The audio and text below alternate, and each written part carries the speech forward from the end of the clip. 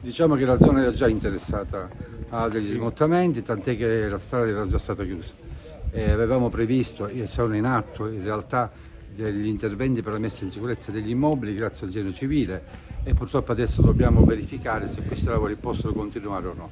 Con le piogge degli ultimi tempi chiaramente la strada non esiste più e quindi dobbiamo rivedere un attimo tutto, perché c'era anche un progetto di messa in sicurezza presentato già all'assessorato delle infrastrutture che adesso non è più in qualche modo coerente con l'attualità, insomma. Per cui ieri in mattinata, insieme all'ufficio tecnico, al Genio Civile, alla Protezione Civile e ai Vigili del Fuoco, si è deciso di sgombrare gli immobili. Parliamo di 20 immobili, di cui 12 famiglie non erano nelle condizioni di trovare un'alternativa, per cui abbiamo provveduto noi. Sono già sistemati in strutture alberghiere del territorio e quindi si è fatto quello che era, diciamo, necessario. La messa in sicurezza delle persone viene prima di tutto sicuramente. Adesso dobbiamo vedere intanto col Genio Civile, perché c'era un progetto intorno alle 250.000 euro, perché adesso credo vada un po' rivisto e speriamo che si possa fare.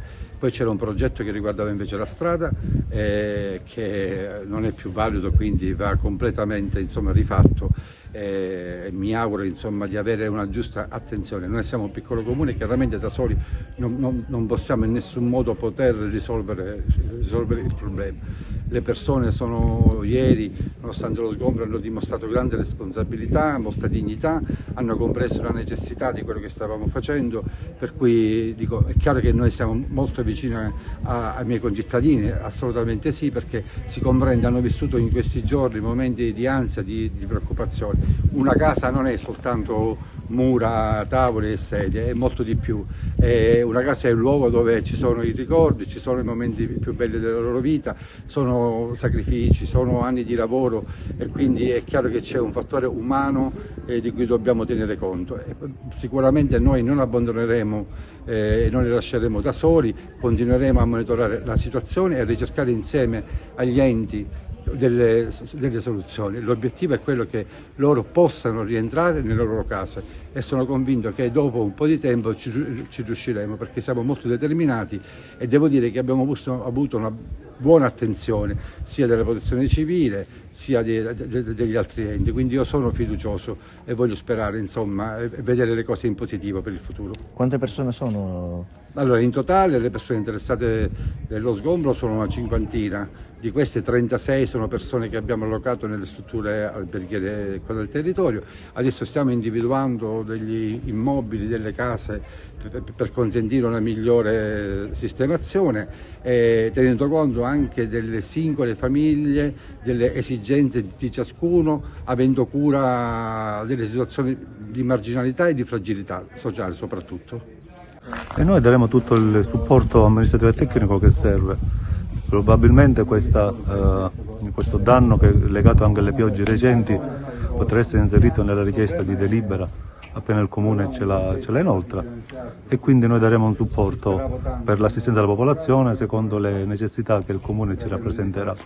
Ovviamente la parte strutturale è in questo momento in capo ai lavori che erano in corso, e quindi ritengo che il Genio Civile stia ben operando per poter mettere quantomeno in sicurezza e completare gli interventi in atto.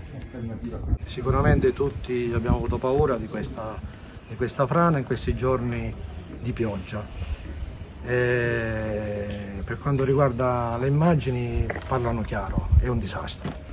Dunque noi facciamo un appello alle autorità locali che già si sono prodigati alle operazioni di sgombero in maniera eccellente.